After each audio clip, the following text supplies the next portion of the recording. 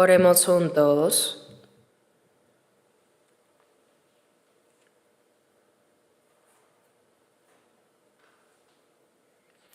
Nuestro Padre Dios, santo y misericordioso que nos amas.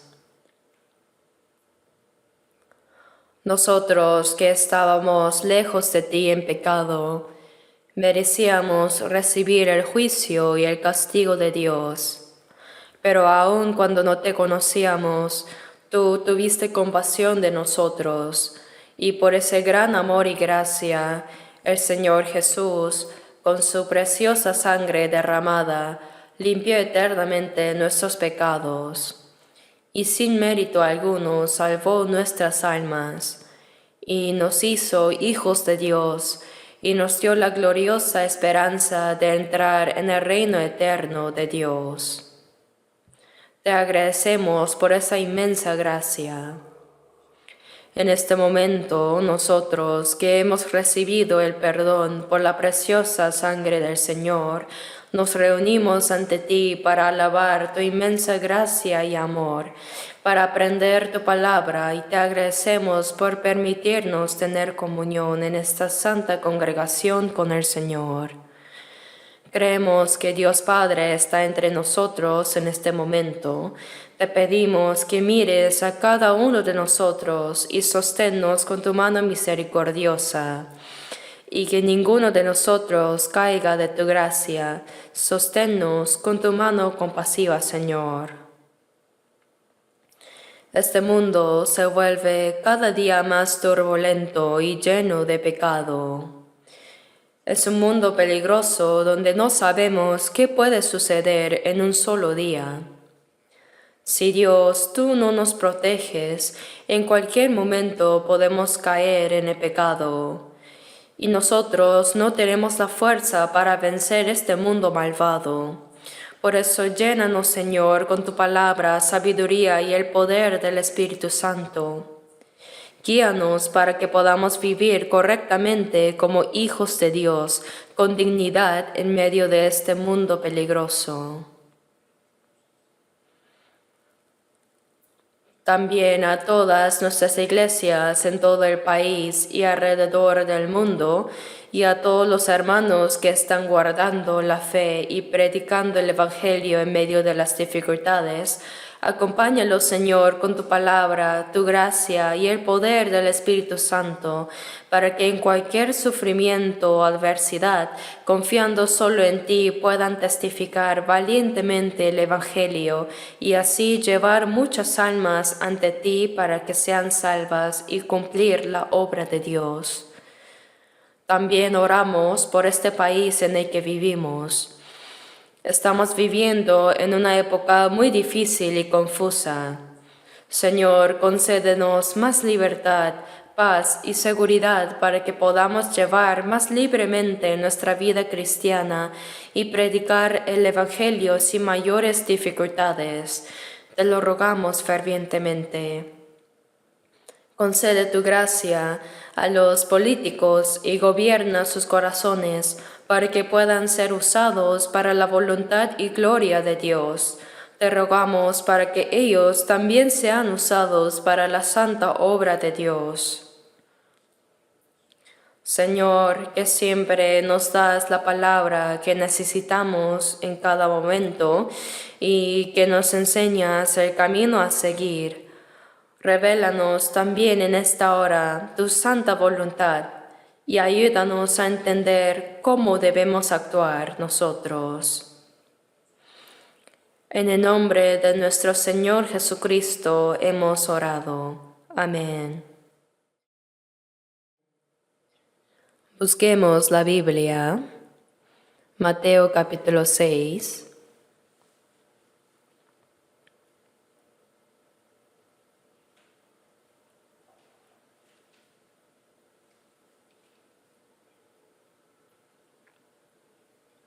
Mateo 6.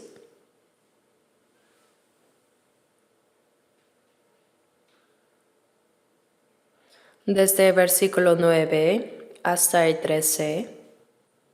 Leamos juntos lentamente. Vosotros, pues, oraréis así: Padre nuestro que estás en los cielos, santificado sea tu nombre. Venga tu reino, hágase tu voluntad como en el cielo, así también en la tierra. El pan nuestro de cada día, dánoslo hoy, y perdónanos nuestras deudas, como también nosotros perdonamos a nuestros deudores. Y no nos metas en tentación, mas líbranos del mal, porque tuyo es el reino y el poder y la gloria por todos los siglos. Amén. Continuamos hablando sobre la oración que el Señor nos enseñó. Hoy en la cuarta parte estamos aprendiendo en detalle esta misma oración que nos enseñó el Señor. En la vida cristiana, la oración es algo sumamente importante, o mejor dicho, es el asunto más importante. Una persona que no ha nacido de nuevo no puede orar verdaderamente a Dios. Por causa del pecado está lejos de Dios, está perdido y debido a sus malas acciones se ha convertido en enemigo de Dios. Por eso la Biblia dice que Dios no escucha la oración del impío. Es como cuando recibimos una llamada telefónica de un desconocido. Debemos decir se ha equivocado y colgar inmediatamente. Del mismo modo, Dios no puede escuchar la oración de una persona que no ha sido salva y que no ha establecido una relación correcta con Él. Tener una relación correcta con Dios es como la relación entre los padres e hijos, la relación entre los maridos y entre los hermanos y amigos cercanos o entre los conocidos. En primer lugar, cuando uno no solo recibe la salvación, sino que también lleva una vida cristiana correcta ante Dios, Dios escucha su oración. Por eso en el Salmo 17:1 dice: Oye, oh Jehová, una causa justa. Está atento a mi clamor, escucha mi oración hecha de labios sin engaño. Dice: oye, una causa justa. Dios no escucha la oración que no sea sincera o que contenga falsedad. Hay personas que oran con gran elocuencia y adornan sus palabras. Sin embargo, Dios no tiene ningún interés en ese tipo de oraciones. Por ejemplo, cuando un niño pequeño le dice a sus padres: papá, mamá, los padres lo entienden todo, ¿verdad? Aunque el niño no sepa hablar bien, los padres saben lo que quiere decir su hijo. De la misma manera, si mantenemos una relación correcta con Dios, en realidad Él sabe todo lo que necesitamos antes de que lo pidamos, pero aún así desea que oremos. Por eso, busquemos otro pasaje en la Biblia. Busquemos el Salmo 145. Salmo 145, versículo 18. Salmo 145, versículo 18. Leamos juntos. Cercano está Jehová a todos los que le invocan, a todos los que le invocan de veras. Cercano está Jehová a todos los que le invocan.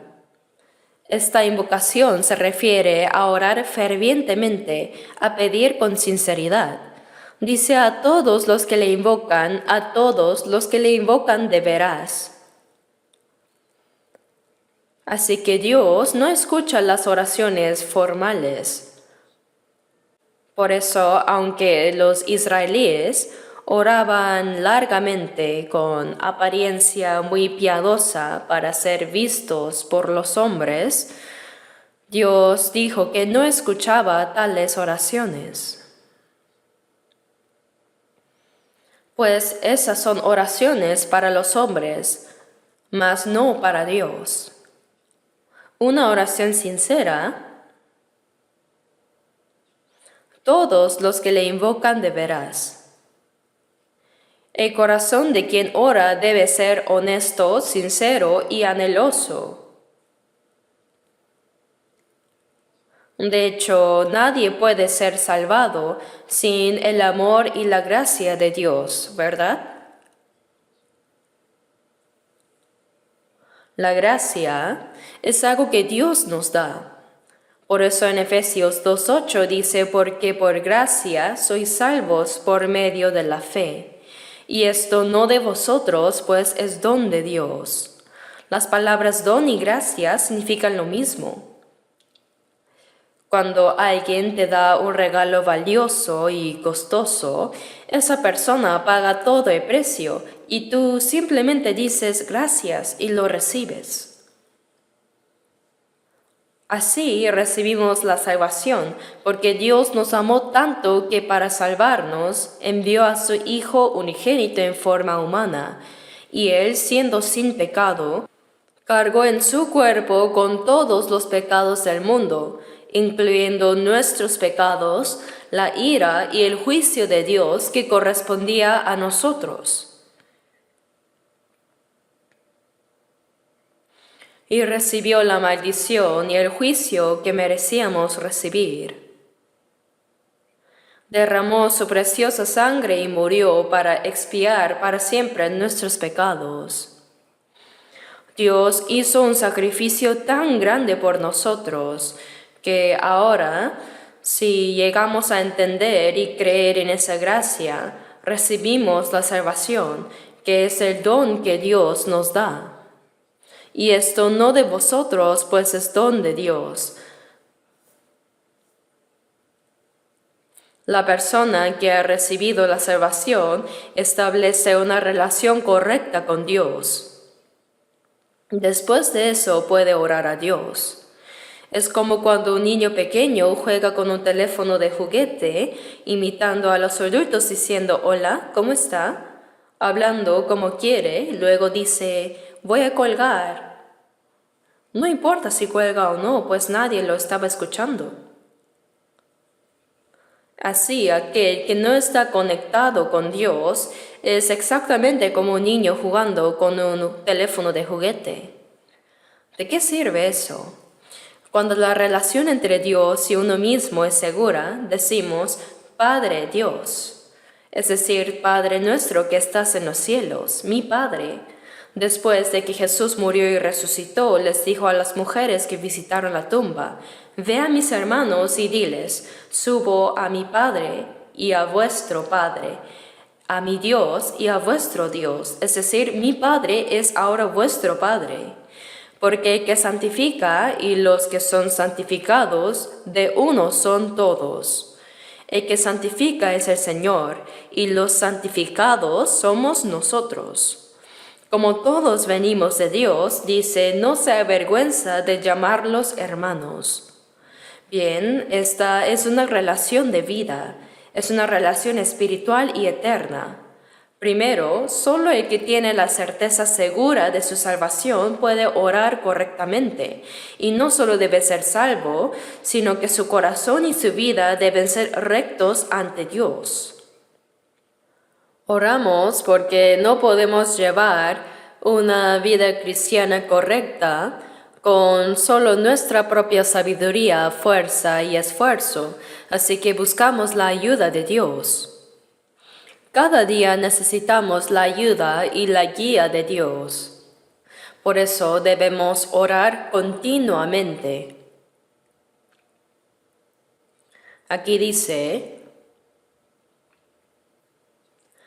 a todos los que le invocan, a todos los que le invocan de veras. Los que le invocan de veras. Nuestras oraciones deben ser sinceras y verdaderas. Las oraciones mentirosas no sirven de nada. Si durante la oración aparentamos amar a Dios completamente orando con fluidez y después de decir amén vivimos como queremos, esa oración sería una mentira.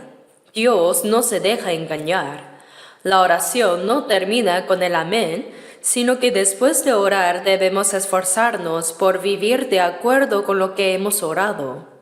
Eso es una oración sincera y verdadera. Cercano está a todos los que le invocan de veras. Estar cercano quiere decir que escucha nuestras oraciones y nos ayuda. Por eso la oración es, primero, tener comunión con Dios. Cuando decimos Dios Padre, Él nos dice, sí, hijo mío. Y entonces le decimos todo lo que queremos decirle.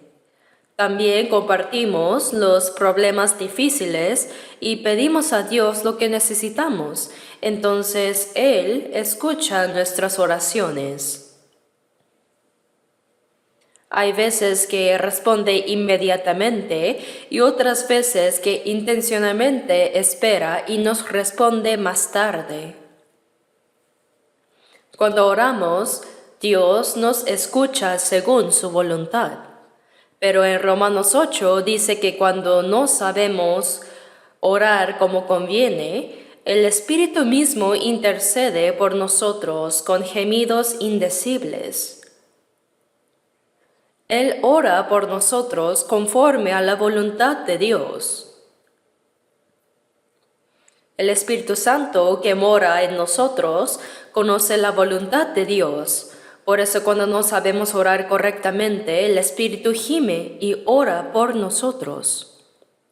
Por supuesto también Jesús, como vemos en Romanos 8:34, dice que Jesús está a la diestra de Dios y que también intercede por nosotros, sentado a la diestra de Dios, por lo cual puede también salvar perpetuamente a los que por Él se acercan a Dios, dice. Jesús, que murió en la cruz y resucitó, está a la diestra de Dios e incluso ahora siempre está orando por nosotros. Es una oración de intercesión.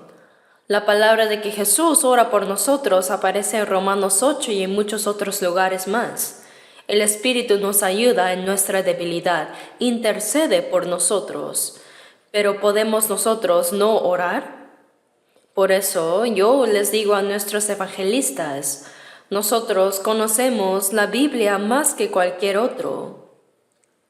Cuando decimos tal y tal capítulo y versículo, lo encontramos de inmediato. En algunas iglesias, incluso los ancianos no saben si un pasaje está en el Nuevo o Antiguo Testamento y lo buscan torpemente. Una vez, yo para probar a los hermanos reunidos, les pregunté qué decía Ezequías 3:18 y todos estaban desesperados buscándolo. ¿Dónde está Ezequías 3:18? No existe. Pero ni siquiera sabían si existía o no. Sin embargo, en nuestra iglesia, cuando alguien dice tal capítulo y tal versículo, sin mencionar la página lo encontramos enseguida. Probablemente los que vienen por primera vez se sorprenderán. Podemos hacer esto porque leemos mucho la Biblia y estamos familiarizados con ella. Cuando voy a una farmacia de medicina tradicional, veo que los famosos médicos tienen atrás pequeños cajones con etiquetas en caracteres chinos muy pequeños. No entendemos lo que dicen, pero dentro están todos los medicamentos. Entonces, cuando escriben una receta, sacan todos los medicamentos según la prescripción y preparan la medicina, ¿verdad? Hacen tal medicamento y tal medicina, ¿verdad? Al ver eso, Pienso que nosotros tenemos tanto el Nuevo como el Antiguo Testamento. El médico busca rápidamente los medicamentos, pues él sabe dónde está cada uno y les da al paciente. Asimismo, nosotros podemos encontrar las palabras necesarias así para cada persona. Para los que no son salvos, les damos las palabras de medicamento de vida eterna, pues si lo creen, recibirán la vida eterna, ¿verdad? Y después de ser salvos, cada persona necesita palabras específicas.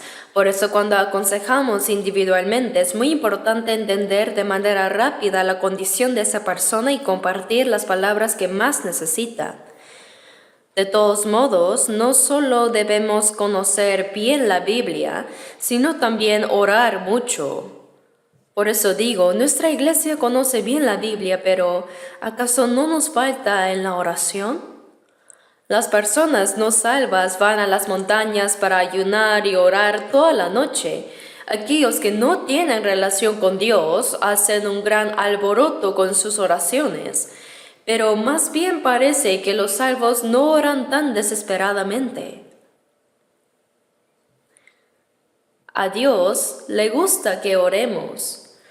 Así que no debemos solo aprender mucho la Biblia, sino orar también ante Dios. Si pasas todo el día con tus hijos, pero ellos no te dicen ni una palabra, ¿te gustaría? A los padres les gusta cuando sus hijos le cuentan historias interesantes y les dicen lo que necesitan.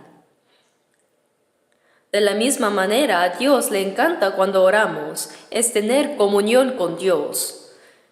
Y cuando pedimos a Dios lo que necesitamos para nuestra vida cristiana, ciertamente Él nos escuchará. Por eso, la oración es el método para atraer la mano poderosa de Dios. Atraemos la mano de Dios hacia nosotros para que Él nos ayude. Por eso en Santiago 4, versículo 2 dice, no tenéis lo que deseáis porque no pedís. Dijo que si pedimos, Él nos dará, pero hay muchas cosas que no recibimos porque no oramos. No tenéis lo que deseáis porque no pedís. Pedís y no recibís porque pedís mal para gastar en vuestros deleites. Una de las razones por las que no recibimos aunque pidamos es porque nuestras oraciones no son correctas. Por eso en 1 de Juan 5:14 vemos, si pedimos alguna cosa conforme a su voluntad, Él nos oye. Cuando estudiamos la Biblia podemos conocer cuál es la voluntad de Dios, ¿verdad? Entonces debemos orar según la voluntad de Dios. Eso es una oración correcta, honesta y una petición sincera. Una persona que puede orar correctamente es una persona extraordinaria. A medida que nuestra fe y carácter crecen, obedeciendo y conociendo la palabra de la Biblia, y conforme nuestro corazón se acerca más a Dios, podremos orar correctamente. Antes leí un artículo sobre un pastor, cuyas oraciones siempre eran escuchadas y respondidas por Dios. Por eso dice que al enterarse la gente de esto, temía mucho sus oraciones. Incluso las personas que lo odiaban temían que si él oraba contra ellos, pudiera caer algún castigo sobre ellos, pues la gente sabía muy bien que sus oraciones siempre se cumplían. También vemos que Dios escuchaba las oraciones de los profetas del Antiguo Testamento, ¿no? Elías era un hombre como nosotros, pero cuando él oró no llovió durante 3 años y medio, y cuando volvió a orar, llovió sobre esa tierra seca durante 3 años y medio. Por eso en Santiago 5, hablando de la oración de Elías, dice, la oración eficaz del justo puede mucho. Las oraciones del justo de quien vive según la voluntad de Dios son escuchadas por Dios. Por eso dice, puede mucho. Así que debemos esforzarnos por orar correctamente. Primero debemos esforzarnos por orar. Si oramos constantemente, a través de la palabra podemos discernir si nuestras oraciones son correctas o incorrectas. Ante todo debemos esforzarnos por orar. Cuando oramos, nos acercamos más a Dios y nos hacemos íntimos con Él. Y cuando sabemos que Dios escucha nuestras oraciones, nos llenamos de gozo y gratitud. Por eso sería bueno tener un cuaderno de oración. Podemos escribir lo que pedimos fervientemente. También podemos establecer temas de oración para las personas por quienes oramos. Y cuando una oración es respondida, podemos marcarla como respondida, un check, y confirmarlo así. La vida de oración es sumamente importante. Pero la oración que Jesús enseñó, vosotros pues oraréis así. Esto es porque en los tiempos de Jesús, los fariseos e escribas de Israel, los líderes religiosos, hacían oraciones hipócritas. Dios no escucha esas oraciones. Por supuesto, esto se debe a que no tenían una relación correcta con Dios. Por eso los discípulos pidieron a Jesús, Señor, enséñanos a orar. Entonces les dijo, oraréis así. Les enseñó de una manera muy sencilla, pero les habló de todos los contenidos más importantes y esenciales de la oración. Es un contenido modelo de la oración. Por eso pensé que sería bueno aprender esta oración que el Señor enseñó y creía que terminaría en 2 sesiones, pero hoy ya es la 4ª. No sé si habrá 1 o 2 clases más.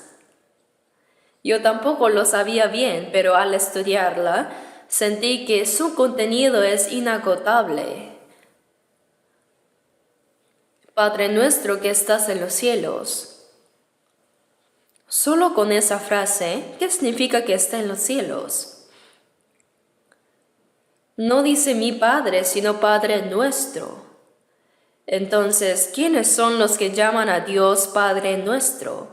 Son la familia de Dios, los hermanos y hermanas.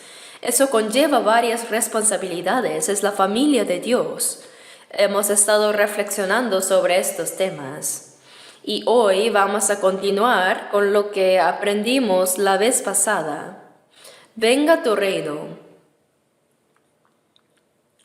Venga tu reino. Nos enseñó que debemos orar así. Este reino se refiere a que debemos orar para que se cumpla el santo y grandioso reino donde gobierna Dios. Que venga el reino de Dios. En Mateo 3:2 vemos que Juan el Bautista apareció 6 meses antes que Jesús. Apareció y proclamó al pueblo de Israel, arrepentíos porque el reino de los cielos se ha acercado. El reino de los cielos es Jesús mismo. Jesús significa aquel que salva. También el nombre Emmanuel, que significa Dios con nosotros. El propósito de salvarnos a nosotros es Emmanuel, para que Dios esté con nosotros. Por eso Jesús mismo es el reino de Dios. El reino de los cielos se ha acercado. Recibir a Jesucristo es aceptar el reino de Dios. Por eso el reino de los cielos se ha acercado, significa arrepentirse, confesar nuestros pecados, volvernos y recibir a Jesucristo. Recibir esto es recibir el reino de Dios en su corazón. Y en Mateo 4:17 Jesús dijo las mismas palabras. Cuando él comenzó a predicar el Evangelio, dijo: arrepentíos, porque el reino de los cielos se ha acercado. Dijo exactamente las mismas palabras. Él mismo es el reino de los cielos. Por eso ahora está enfatizando que debemos arrepentirnos y recibir el reino de Dios. Ahora Lucas 17:20. Busquémoslo un momento, Lucas 17, versículo 20. Preguntado por los fariseos cuándo había de venir el reino de Dios, les respondió y dijo: el reino de Dios no vendrá con advertencia, ni dirán helo aquí o helo ahí, porque he aquí el reino de Dios está entre vosotros. ¿Cuándo vendrá el reino de Dios? Cuando los fariseos le preguntaron a Jesús, el reino de Dios no vendrá con advertencia. Parece que la expectativa del reino de Dios del que hablaban los judíos era el reino gobernado por Dios en la tierra de Israel. Por eso el Mesías que esperaban parecía ser uno que conquistaría a Roma, independizaría a Israel y establecería una era de paz y prosperidad. Eso esperaban. Por eso Jesús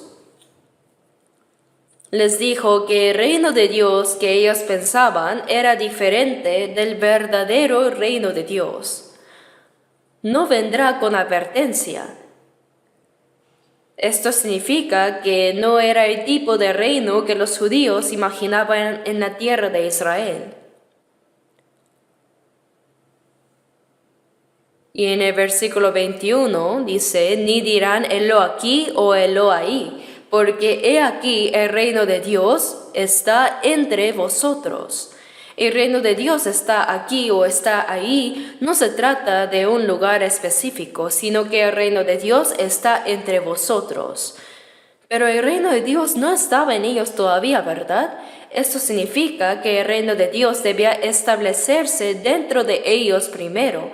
El reino gobernado por Dios debe cumplirse en el corazón de las personas.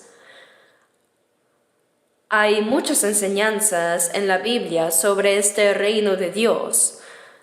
Así que veamos brevemente algunos pasajes. Primeramente, Romanos 14.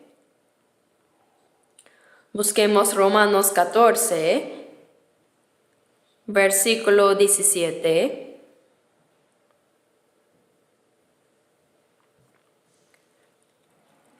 Romanos 14, versículo 17, leámoslo juntos. Romanos 14, 17. Porque el reino de Dios no es comida ni bebida, sino justicia, paz y gozo en el Espíritu Santo. El reino de Dios no es comida ni bebida. La gente piensa que comer, beber y disfrutar es una especie de cielo. En Eclesiastés 2, Salomón dijo: no hay cosa mejor para el hombre sino que coma y beba y que su alma se alegre en su trabajo. También he visto que esto es de la mano de Dios. Porque ¿quién comerá y quién se cuidará mejor que yo? No hay nadie mejor que Salomón en cuanto a comer, beber y disfrutar de los placeres carnales. Salomón vivía en una era de paz y prosperidad. Su casa estaba adornada con oro y plata, y todos sus utensilios eran de oro, y probablemente comía y bebía todo lo mejor. Tenía numerosas esposas y concubinas, comandaba un poderoso ejército, comía y bebía. Dice: ¿quién comerá y quién se cuidará mejor que yo? En términos modernos podría decir: si hay alguien mejor que yo, que se presente. No ha habido nadie igual que él en el mundo. Pero Salomón dijo, hay algo mejor que esto, y esto es la alegría del Espíritu. Y esto viene de la mano de Dios, es el don de Dios. Y en el Salmo 4, versículo 7, David dijo, tú diste alegría a mi corazón mayor que la de ellos, cuando abundaba su grano y su mosto. El grano es para comer y el vino para alegrar. La alegría del corazón que el Señor da es mucho mayor que comer y alegrarse. David también dijo esto. Por eso el reino de Dios no es comida ni bebida. No es ese placer de comer, beber y celebrar ruidosamente, sino justicia, paz y gozo en el Espíritu Santo. Justicia y paz. Cuando recibimos la salvación, el Espíritu Santo nos hace comprender la gracia de Dios. Cuando el pecador es justificado, ¿qué paz puede tener un pecador? Dios dijo, no hay paz para los malos. Cuando somos justificados, recibimos la justicia y paz, la paz de Dios. Se establece la paz de Dios y se realiza ese gozo, esa alegría en nosotros. Cuando recibimos la salvación y la justificación, se cumple también la paz de Dios en nosotros. Cuando Jesús resucitado apareció a sus discípulos y les mostró sus manos y su costado, dijo, paz a vosotros. Ellos tenían dudas, ansiedad y miedo, pero al creer en Jesús resucitado, toda esa ansiedad y temor desaparecieron. Y ahora se cumplió la paz que viene de la certeza de la salvación. Dice justicia, paz y gozo, alegría se cumplen en el corazón. Eso es lo que significa el reino de Dios. Por eso, antes de entrar en el reino celestial, primero debe establecerse el reino de Dios en el corazón, para poder entrar luego en el reino eterno de Dios. Por eso el reino de Dios está entre vosotros. Cuando recibimos la salvación y la justificación, se establecen la paz y el gozo de Dios en nosotros. Antes de verte, oh Señor, lejos de mí me pareció el reino celestial allá, mas ahora se cumplió en mí. Ese reino de Dios no está lejos, sino que se realiza en mi corazón. Cada día está más cerca. Dentro de mí se forma un pequeño reino celestial, y para quien tiene este pequeño cielo, el gran reino celestial eterno se acerca más día a día. Durante la época de la ocupación japonesa, había un pastor en Pyongyang, el pastor Pong Sok Choi, y su apodo era Poder. El pastor Choi estaba en un callejón cuando un policía japonés venía montado a caballo, así. Se escondió silenciosamente y en el callejón gritó, Jesús, reino celestial. El caballo se asustó, dio un salto y el policía se cayó. Entonces dijo, ¿por qué este viejo asusta a la gente? Entonces el padre Choi respondió, ¿por qué los carros pueden tocar la bocina y yo ni puedo hablar? Si no tocan la bocina, la gente puede lastimarse. A lo que respondió, si yo no digo Jesús reino celestial, la gente irá al infierno. Soy como un policía de tránsito entre el cielo y el infierno. La policía preguntó, oye viejo, ¿dónde está ese cielo? Por supuesto que existe. Tengo un sucursal del cielo en mi corazón, así que debe existir la sede central. No es una historia inventada, sino es real. Así es, cuando hay un reino celestial en el corazón, el reino celestial eterno también se acerca. Por eso primero debe realizarse el reino celestial en el corazón. Cuando comprendemos la gracia de Dios y el alma se salva por la fe, el reino de Dios se establece en el corazón de esa persona. Por eso en San Juan 3:3, Jesús le dijo a Nicodemo, El que no naciere de nuevo no puede ver el reino de Dios. Nicodemo era llamado maestro de Israel. Era un líder de alto rango.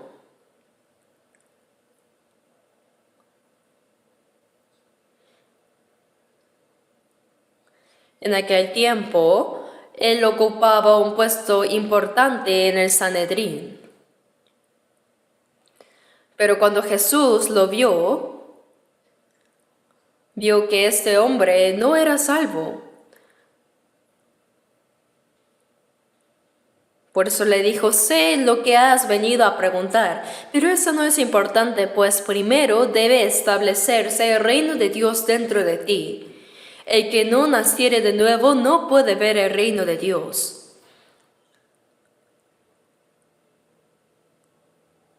Si no puede verlo, ¿cómo va a entrar? Para ir al cielo, primero hay que nacer de nuevo. Lo que es nacido de la carne, carne es. Y lo que es nacido del Espíritu, Espíritu es. No te maravilles que te dije, os es necesario nacer de nuevo. Nicodemo preguntó, ¿cómo puede un hombre nacer siendo viejo? ¿Acaso puede entrar por segunda vez en el vientre de su madre y nacer? Porque no entendía qué significaba nacer de nuevo. Renacer implica 2 veces, ¿cierto? Ya nací una vez, pero ¿acaso tengo que entrar de nuevo en el vientre de mi madre y salir? Lo que es nacido de la carne, carne es. Aunque el cuerpo físico entre y salga de nuevo del vientre, sigue siendo carne.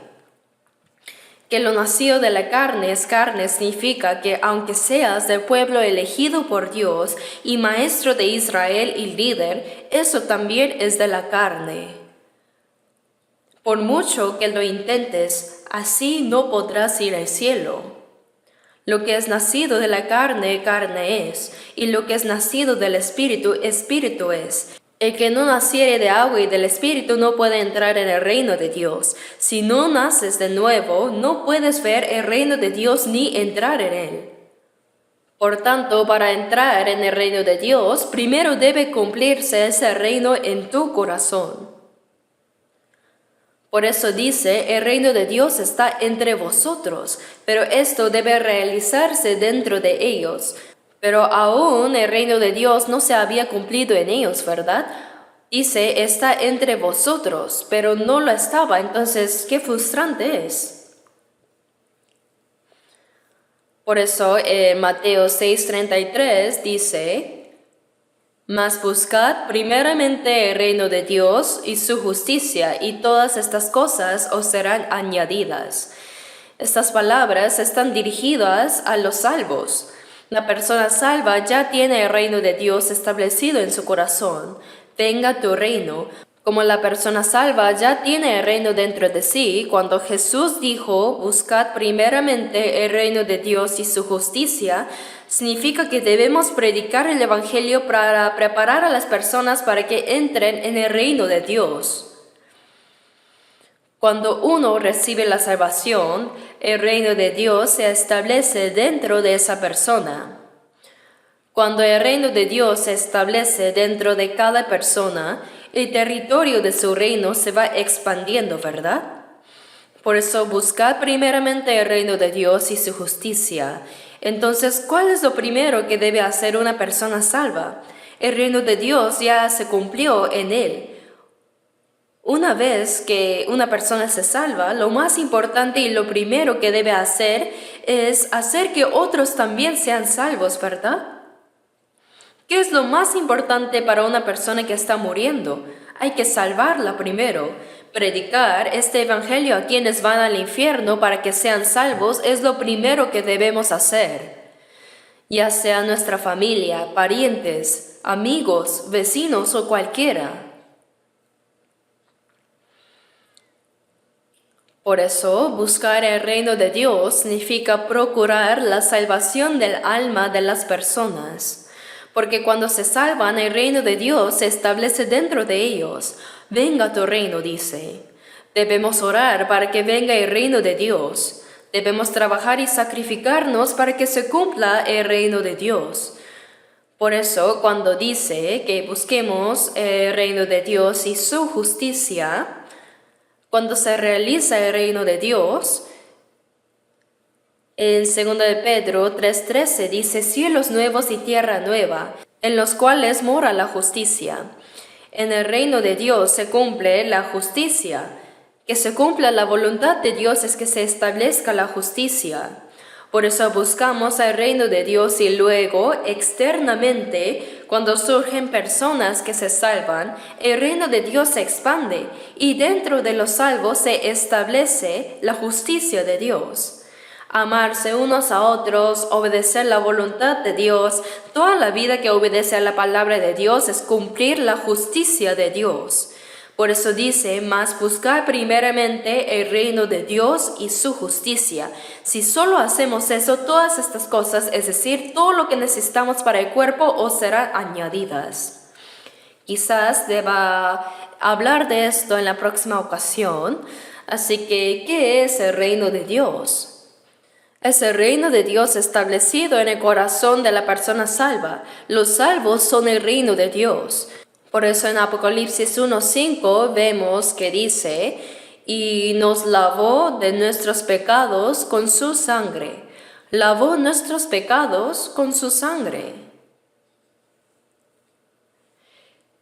Y dice: nos hizo reyes y sacerdotes para Dios su Padre. Cuando uno recibe la salvación, esa persona es el reino de Dios. También en 1 Pedro 2:9 dice: vosotros sois linaje escogido, real sacerdocio, nación santa, pueblo adquirido por Dios. La persona salva es la nación santa de Dios. Es el pueblo que pertenece a Dios. Los tres elementos esenciales de una nación son primero la soberanía, el territorio y los ciudadanos. La soberanía es Dios. El territorio son los nuevos cielos y la tierra nueva. Entonces, aunque haya soberanía y territorio, ¿de qué sirve si no hay ciudadanos, verdad? Los salvos son los ciudadanos que entrarán en ese reino. Proverbios 14:28 dice: en la multitud del pueblo está la gloria del rey, y en la falta del pueblo la debilidad del príncipe. Deben haber muchas personas salvas y aumentar los ciudadanos que irán al cielo para que sea la gloria para Dios. Por eso cuando los cristianos predican el Evangelio y se realiza la obra de la salvación, el reino de Dios se va estableciendo, porque cada persona salva es el reino de Dios. Se forman los ciudadanos de su reino. El reino de Dios recupera el territorio que había sido arrebatado por el diablo. Y cuando aumentan los ciudadanos que entrarán en el cielo, vendrá el rey de ese reino. Por eso el himno que cantamos dice: cuando florezca ese reino, vendrá el rey de paz. Después de que ese reino florezca, es decir, cuando aumenten los ciudadanos de ese reino, vendrá el rey. Por eso debemos orar por la realización de ese reino del que habla Jesús. Venga a tu reino. El reino de Dios se ha establecido dentro de los salvos y ayuda a que otras almas también sean salvadas. Y dentro de cada persona salva se cumple la justicia de Dios. Por eso, cuán importante es esta palabra: venga a tu reino. No solo debemos orar, venga a tu reino, sino también trabajar y esforzarnos para que el reino se cumpla en nuestro corazón y en el alma de las personas, para que los ciudadanos del reino de Dios aumenten más y más. A través del esfuerzo y el sacrificio de los cristianos se establece el reino de Dios. ¿No fuimos nosotros salvos mediante el sacrificio y la preciosa sangre del Señor en la cruz? Ahora, a través del sacrificio de los salvos, otras almas deben ser salvadas también. El reino de Dios se expande continuamente mediante el sacrificio y el esfuerzo de los santos salvos. Tenemos 230 iglesias en todo el país y 1093 iglesias en 82 países del mundo. Cada vez aumentan los números. El reino de Dios se está expandiendo constantemente ahora. Por supuesto, debe haber muchas personas salvas que no conocemos. Parece que el rey de ese reino aún no viene porque todavía faltan ciudadanos que entren en ese reino. Por eso, la persona salva es el reino de Dios. Venga tu reino significa, haz que sigan surgiendo personas salvas, que ocurra la obra de salvación. Por eso oramos, y no solo oramos, sino que nos esforzamos por esa obra. Padre nuestro que estás en los cielos, santificado sea tu nombre. Cuando oramos, Padre, santificado sea tu nombre, ¿acaso se santifica el nombre del Padre porque decimos que sea santificado? No, el nombre de Dios se santifica cuando los salvos viven correctamente. Por eso, en 1 Pedro 1:14 dice, como hijos obedientes, sed también vosotros santos en toda vuestra manera de vivir. En toda vuestra manera de vivir. Nuestras palabras, acciones, conducta deben ser santas. Debemos vivir como salvos. Solo así el Padre Dios será santificado. Sabemos que cuando un hijo actúa mal, el nombre del Padre se deshonra. ¿De quién es hijo ese? Por ejemplo, aunque haya sido un hombre famoso antes, quizá un político, si su hijo hace mal y va a la cárcel o se convierte en mendigo, la gente diría, «Oh, ese es el hijo de fulano de tal». Viendo al hijo, parece que el padre también ha fracasado. Así, cuando el hijo hace mal, el padre también es criticado. Por eso en Éxodo 27, en los 10 mandamientos dice, no dará por inocente Jehová al que tomare su nombre en vano. ¿Qué significa tomar el nombre de Jehová en vano? Cuando el hijo actúa mal, el nombre del Padre es deshonrado. Por eso no debemos deshonrar el nombre de Dios. No debemos usar el nombre de Dios a la ligera. Los que escribían las copias de la Biblia, es decir, los que tomaban el original y hacían copias manuscritas, cada vez que aparecía el nombre de Jehová, se dice que se bañaban, lavaban de nuevo su pincel, lo preparaban nuevamente y solo entonces escribían el nombre de Jehová. Tenían tanto temor del nombre de Jehová. No debemos pronunciar el nombre de Dios a la ligera. Por eso la gente dice,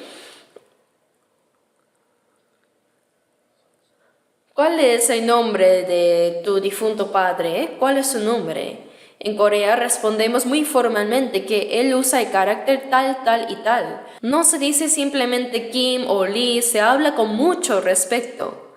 Pero no basta con solo hablar así. A través de nuestra vida debemos hacer que se establezca la autoridad del nombre del Padre.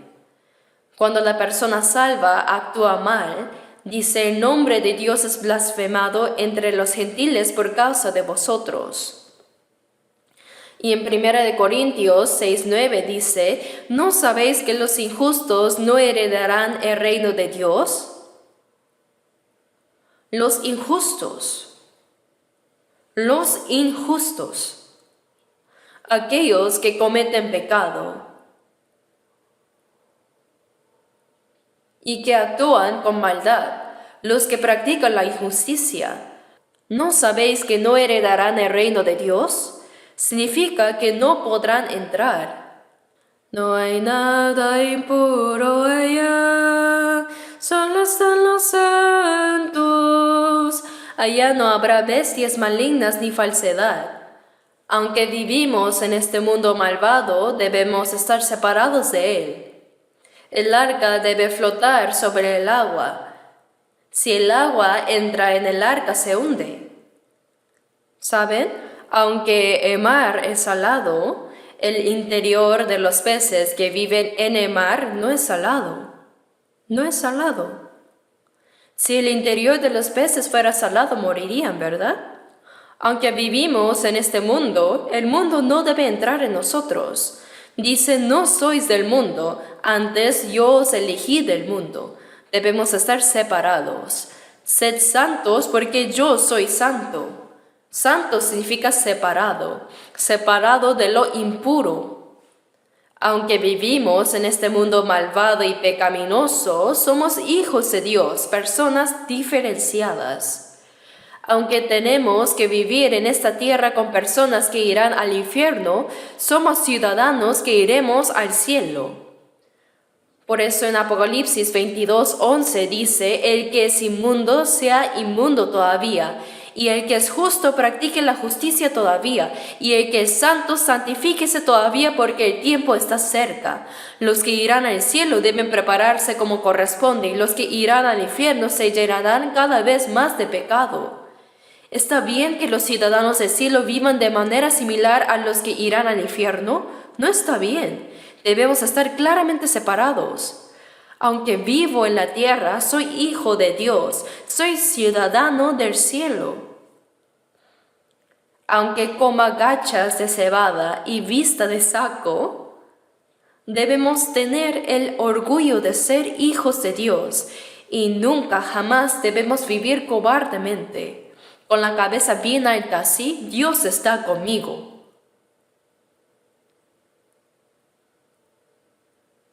Así Dios se complacerá y Él se hará cargo de todo lo demás. Veamos ahora por un momento Colosenses 4:11.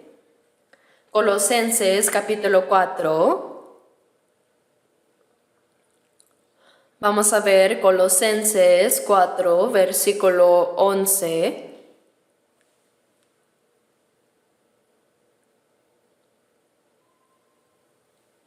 Colosenses 4:11. Y Jesús, llamado justo, que son los únicos de la circuncisión que me ayudan en el reino de Dios, y han sido para mí un consuelo. Y si vemos el versículo anterior 10, dice, Aristarco, mi compañero de prisiones, os saluda, y Marcos es sobrino de Bernabé, y Jesús, llamado Justo. Él tenía el mismo nombre que Jesús. Jesús, llamado Justo, os saluda. Mencionando varios nombres, dijo, ellos son los únicos que me ayudan en el reino de Dios. En estas palabras, los que me ayudan en el reino de Dios, ¿no es una expresión tan maravillosa? Nosotros, los cristianos, vivimos en la tierra trabajando para el reino de Dios. Aunque vivimos en cuerpo físico, somos personas que trabajan para el Espíritu, para la obra espiritual de Dios. Vivimos en el tiempo, pero mirando hacia la eternidad. Estos y aquellos, estos son los únicos que me ayudan en el reino de Dios, los que colaboran juntos para el reino de Dios. Nosotros, los cristianos, somos escogidos del mundo. No sois del mundo, dice, somos personas apartadas para ir al cielo. Somos el reino de Dios, ¿verdad? Por eso debemos vivir trabajando para el reino de Dios, ¿cierto? Somos personas que trabajan juntos para el reino de Dios. Ellos han sido para mí un consuelo. De verdad, los salvos somos colaboradores para el reino de Dios. Y oramos, venga tu reino. No solo oramos para que venga su reino, sino que debemos trabajar juntos para el reino de Dios. Lo que hacemos, ya sea trabajar en una empresa, tener un negocio, comerciar o hacer trabajo físico, cualquier cosa, todo eso es solo un medio, pero el propósito de todo es trabajar para el reino de Dios.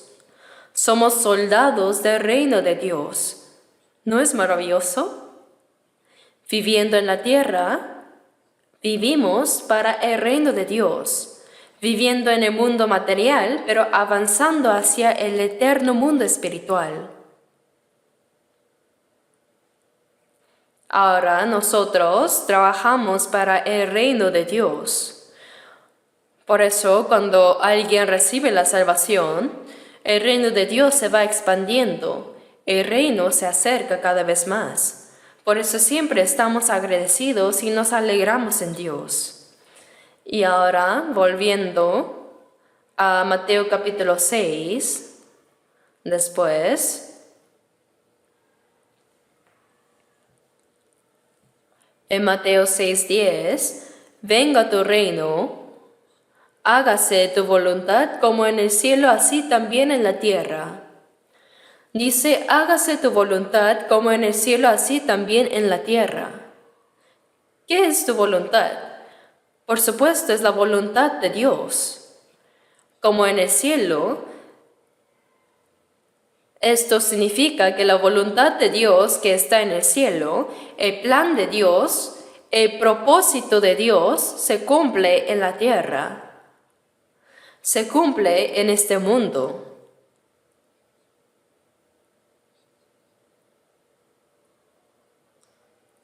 Antes de construir una casa, hay que completar el plano, ¿verdad?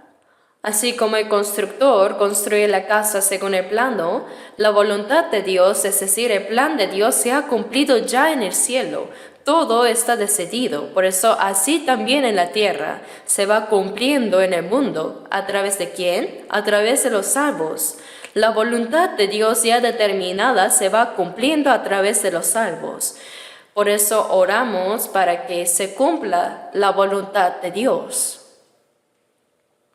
En Juan 6, versículos 38 y 39, Jesús dijo, porque he descendido del cielo, no para hacer mi voluntad, sino la voluntad del que me envió.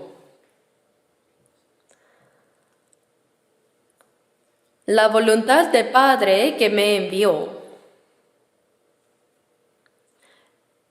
Jesús vino a hacer la voluntad del Padre, y mientras vivió en este mundo, Él cumplió la voluntad de Dios.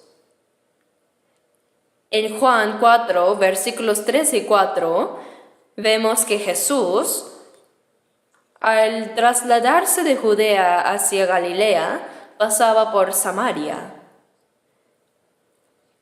Pasaba por Samaria y ahí era un desierto.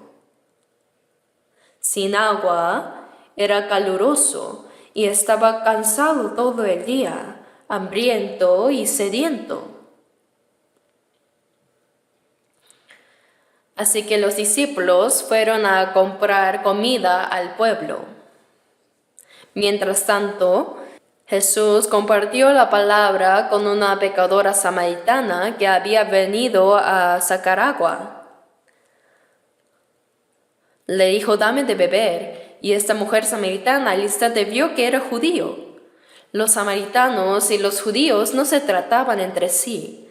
Los judíos consideraban a los samaritanos como traidores y los trataban como perros.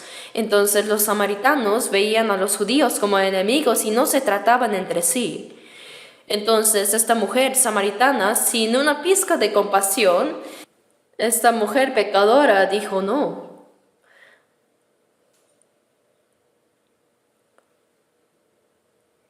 ¿Qué razón hay para no dar agua a un viajero sediento?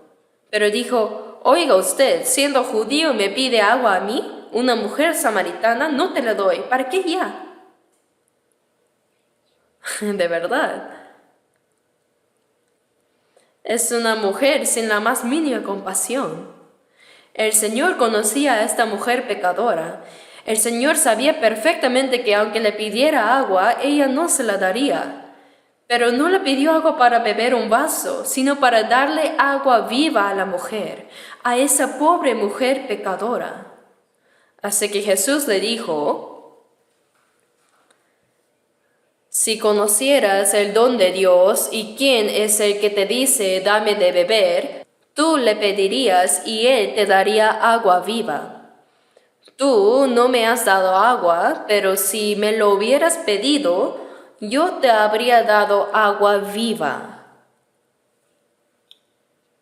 La mujer vio que, este no parece ser alguien que bromee. Oiga, entonces el pozo aquí es hondo y no tienes con qué sacarla, entonces ¿cómo me darás agua viva?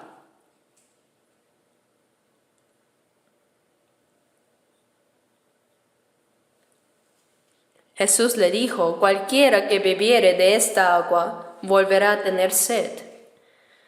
Esta mujer, viviendo en el pueblo de Samaria, estuvo con este hombre, aquel hombre, el señor Park, el señor Kim, el señor Lee, Kong, en fin.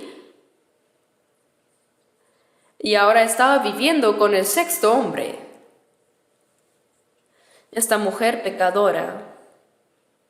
Las otras mujeres van a sacar agua por la mañana o por la tarde cuando ya es más fresco. Pero ¿quién va a sacar agua al mediodía cuando hace tanto calor? Pero ella venía sola a sacar agua cuando no había nadie. ¿Por qué? Porque todos la criticaban. Porque 5 maridos has tenido y el que ahora tienes no es tu marido. Esta mujer todavía no había encontrado un hombre que la haga feliz. Pero así como bebes de esta agua y vuelves a tener sed, tú nunca encontrarás la satisfacción haga lo que hagas en tu vida, mas el que bebiere del agua que yo le daré no tendrá sed jamás, sino que será en él una fuente de agua que salte para vida eterna. No es como esta agua, sino la salvación. Cuando recibes la salvación, hay verdadera satisfacción y paz que brota como una fuente de agua para vida eterna. Por eso en Juan 14:27 dice, la paz os dejo, mi paz os doy, yo no os la doy como el mundo la da. Cuando le dijo que nunca más tendría sed y que sería una fuente que brotaría eternamente en su interior, la mujer le preguntó, ¿existe tal agua? Señor, dame esa agua, para que no tenga yo sed ni venga aquí a sacarla. Esta mujer seguía pensando que era ese tipo de agua. De todas formas, hablando más con Jesús, ella descubrió que él era el Mesías, porque los samaritanos también esperaban al Mesías. Dijo que sé que ha de venir el Mesías llamado el Cristo y cuando Él venga nos declarará todas las cosas. Y Jesús dijo, yo soy el que habla contigo.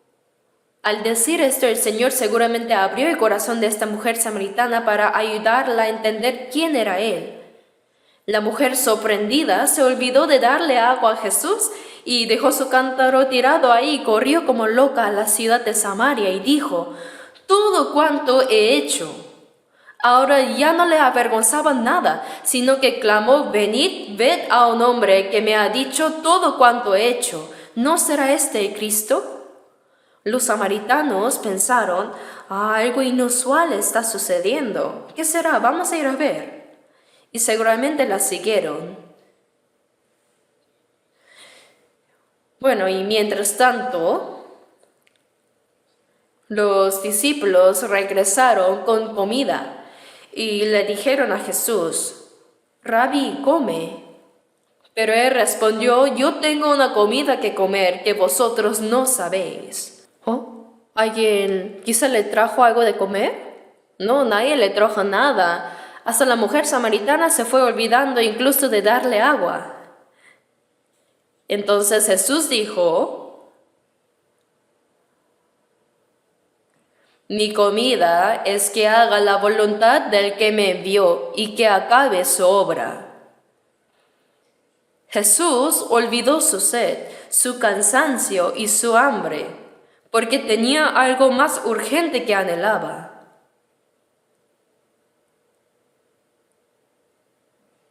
Mi comida es que haga la voluntad del que me envió y que acabe su obra.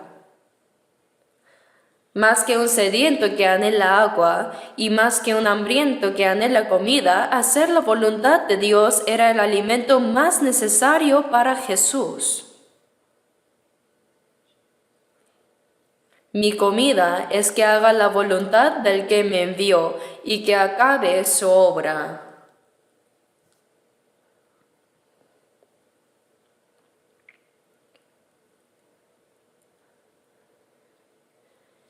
Y cuando Jesús estaba orando en el huerto de Getsemaní antes de morir en la cruz, en Mateo 26:39 dijo: si es posible, pase de mí esta copa. Esta copa representa la vergüenza y el dolor de la cruz, la máxima vergüenza y dolor que un ser humano puede sufrir. El cuerpo físico de Jesús era exactamente igual al nuestro. Se cansaba, sentía hambre, sentía dolor al ser golpeado.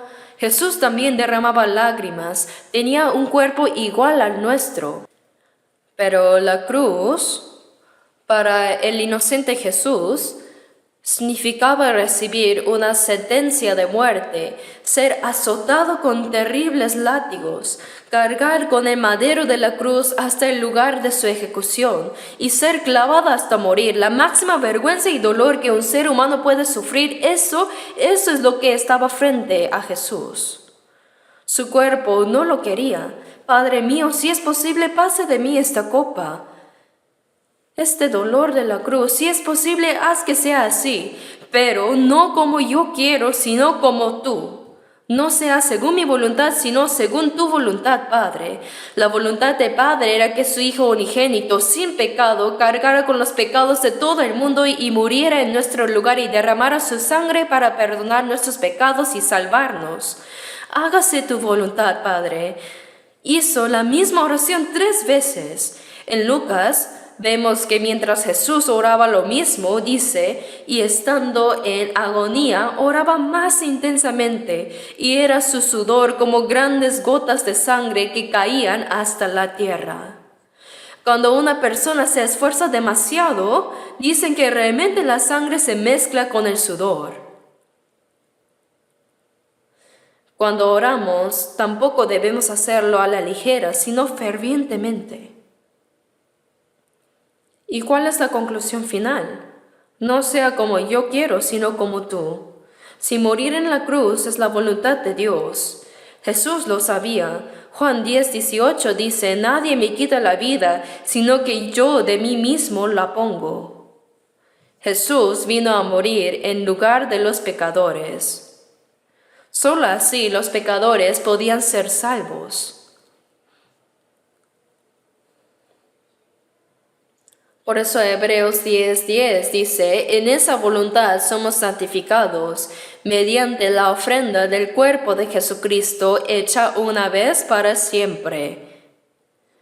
En la voluntad de Dios, mediante la ofrenda de Jesús como sacrificio expiatorio de una vez por todos, fuimos santificados. Esa era la voluntad de Dios. Jesús cumplió completamente esa voluntad en la cruz. Y ahora nosotros, los salvos también, debemos entregar nuestra obediencia, nuestro esfuerzo y nuestro sacrificio para cumplir la santa voluntad de Dios. Por eso, hágase tu voluntad como en el cielo. Ante Dios ya están decididos su plan y su voluntad. Y Jesús, habiendo muerto en la cruz y habiendo resucitado, completó la voluntad de Dios.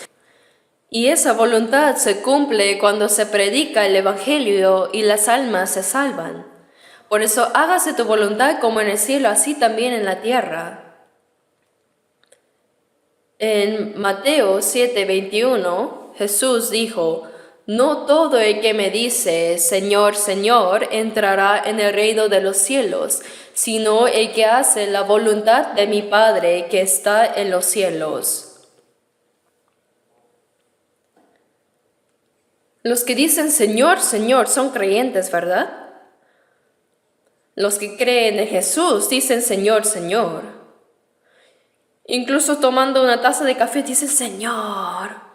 Y comiendo una manzana, Señor. Vi a alguien en un centro de oración que encendió el fuego en la cocina, pero como estaba apagándose decía Señor, Señor, Señor. Incluso al respaldar, Señor. Vaya, realmente lo llama mucho. Los que creen en Jesús dicen Señor, Señor. No todo el que me dice Señor, Señor entrará en el reino de los cielos. Sería maravilloso si todos los que dicen Señor, Señor pudieran ir al cielo, ¿verdad? Pero no es así. Sino el que hace la voluntad de mi Padre que está en los cielos. El que hace la voluntad de mi Padre que está en los cielos. Una vez una diaconisa de cierta iglesia asistió a nuestro seminario y le pregunté,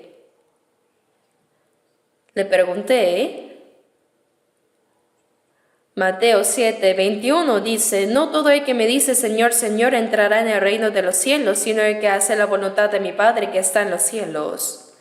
¿Ha hecho usted entonces la voluntad del Padre? Y él respondió, debo hacerla, debo hacer su voluntad. ¿Pero la ha hecho? Respondió, debo hacerla. ¿Cuál es la voluntad de Dios? ¿La voluntad de Dios? Guardar el domingo, orar fervientemente, servir, ofrendar. Mencionó todo lo que se le ocurría. Hacer esto y aquello diligentemente. ¿Cuánto hay que hacer para entrar? Hay que hacer todo lo que se pueda, ¿no, pastor? Aunque lo haga hasta morir, no podrá entrar. Juan 6:40 dice, y esta es la voluntad del que me ha enviado, que todo aquel que vea al Hijo y cree en Él tenga vida eterna. La voluntad de Dios que Jesús mencionó no se refiere a lo que nosotros hacemos, sino a lo que Dios quiere. Que todo aquel que vea al Hijo, Jesús murió en la cruz, perdonó nuestros pecados con su sangre y resucitó. Al ver esto y entender la gracia y recibir la salvación por fe, esa es la voluntad de Dios, que todo aquel que vea al Hijo y cree en Él tenga vida eterna, y yo le resucitaré en el día postrero. Hacer la voluntad de Dios, esa voluntad de Dios, para nosotros los salvos, el haber sido salvos es la voluntad de Dios, y los que fueron salvos según su voluntad ahora deben vivir según la voluntad de Dios. Por eso en Romanos 12:2 dice, no os conforméis a este siglo, sino transformaos por medio de la renovación de vuestro entendimiento, para que comprobéis cuál sea la buena voluntad de Dios, agradable y perfecta. Está hablando a los salvos ahora. No os conforméis a este siglo. No imitan a esta generación malvada, adúltera y perversa, sino transformaos por medio de la renovación de vuestro entendimiento. Nuestro corazón debe ser transformado cada día por el Espíritu y la palabra, ¿verdad? Para que comprobéis cuál sea la buena voluntad de Dios, agradable y perfecta. Discernir a través de la palabra. Por eso, al estudiar la Biblia, vamos entendiendo cuál es la voluntad de Dios. Pero ¿de qué sirve solo entender? Hay que practicarla según la voluntad de Dios. Por eso, los que fueron salvos según la voluntad de Dios deben vivir según su voluntad. Esto es lo correcto, ¿verdad? Por eso, en Filipenses 2:13, vamos a buscarlo. Será bueno buscarlo. Filipenses 2:13. Después de Efesios viene Filipenses 2, versículo 13. Leamos juntos. Porque Dios es el que en vosotros produce así el querer como el hacer, por su buena voluntad. Porque Dios es el que en vosotros produce. En la persona salva habita el Espíritu Santo. Y el Espíritu Santo es Dios mismo. Dios Padre, el Hijo, el Espíritu Santo, la Trinidad. El Espíritu de Dios, el Espíritu de Cristo y el Espíritu Santo son lo mismo. Por eso, el que en vosotros produce se refiere a Dios, al Espíritu Santo. Así, el querer como el hacer por su buena voluntad. Este Espíritu Santo nos hace entender la voluntad que agrada a Dios y nos da el deseo de hacer la voluntad que agrada a Dios. No es algo que hacemos a la fuerza. En la persona salva, el Espíritu de Dios le hace comprender su voluntad y le da el deseo de hacerla. En vida o muerte, hágase tu voluntad. El deseo ferviente de los salvos es que se cumpla la voluntad del Señor, y el Espíritu Santo nos hace cumplirla y también nos da la fuerza para hacerla. Produce así el querer como el hacer, por su buena voluntad, dice. El Espíritu Santo obra en los salvos para hacerles cumplir la voluntad de Dios. Y en 1 de Pedro 4, veamos de nuevo 1 de Pedro 4, versículo 2. 1 de Pedro 4, versículo 2. Leamos juntos. 4:2. Para no vivir el tiempo que resta en la carne conforme a las concupiscencias de los hombres, sino conforme a la voluntad de Dios. Dice el tiempo que resta. Después de ser salvos, ahora vivimos conforme a la voluntad de Dios. Y en esto hay un breve sufrimiento, sí, pero para no vivir conforme a las concupiscencias de los hombres. En nuestra carne todavía existe la vieja naturaleza. Esto se refiere a los deseos de la carne que se oponen al espíritu. Por eso dice que os abstengáis de los deseos carnales que batallan contra el alma. Es una lucha contra uno mismo. Debemos controlar y vencer los deseos de la carne que están dentro de nosotros. Y para no vivir el tiempo que resta en la carne conforme a las concupiscencias de los hombres, no vivir según los deseos de esta carne, sino conforme a la voluntad de Dios. Es decir, después de ser salvos, el tiempo que resta en la carne, no sabemos cuánto tiempo nos queda, pero no es mucho.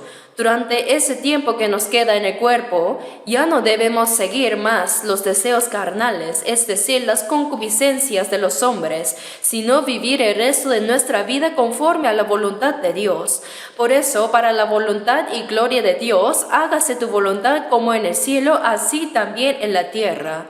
La voluntad y el plan que Dios ha establecido se cumplen a través de la vida de los cristianos, a través de nuestra obediencia, sufrimiento y sacrificio. Así se cumple la voluntad de Dios. El reino de Dios y la voluntad de Dios deben cumplirse. Para esto debemos orar. ¿Me dejo entender? Así que si podemos orar ferviente y correctamente la oración que Jesús nos enseñó, podremos vivir bien la vida cristiana y entonces haremos oraciones honestas y sinceras. Así podremos caminar con el Señor y llevar una vida que cumpla la obra de Dios. Por ende, la persona que ora correctamente como el Señor enseñó es una persona que sí puede vivir una buena vida cristiana. Pero no debemos recitar esta oración sin pensar como si fuera un mantra, sino que debemos pensar profundamente en cada parte y para que la obra de Dios, venga tu reino, hágase tu voluntad, como en el cielo, así también en la tierra. Debemos obedecer y esforzarnos para que el reino de Dios venga a nuestro corazón y vida, y que la voluntad de Dios se cumpla. Oremos juntos. Nuestro Padre, Dios misericordioso, aun cuando estábamos lejos de ti, caminando en pecado, y éramos tus enemigos por nuestras malas obras, por tu compasión y gran amor, el Señor Jesús murió en nuestro lugar, y con su sangre derramada limpió para siempre nuestros pecados, y sin ningún mérito nuestro nos salvaste. Y para que podamos vivir dignamente como hijos de Dios en el resto de nuestras vidas, tú nos gobiernas y guías siempre con tu palabra, espíritu y mano misericordiosa. Señor, de verdad deseamos que a través del resto de nuestras vidas se cumpla el reino de Dios y que muchas almas sean salvas, para que el pueblo de ese reino tuyo prospere y que tu reino se expanda más y más. Anhelamos que a través de toda nuestra vida y cumplirse tu santa voluntad seamos motivo de alegría y gloria para ti, Dios. Por favor, gobierna y guíanos para que todos podamos vivir dignamente como hijos de Dios. En el nombre de nuestro Señor Jesucristo hemos orado. Amén.